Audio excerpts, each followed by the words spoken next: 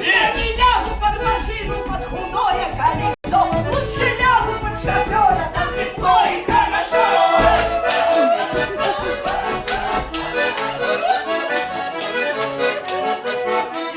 У меня на сарафане петухи да петухи, я за ноги криво-ноги женили.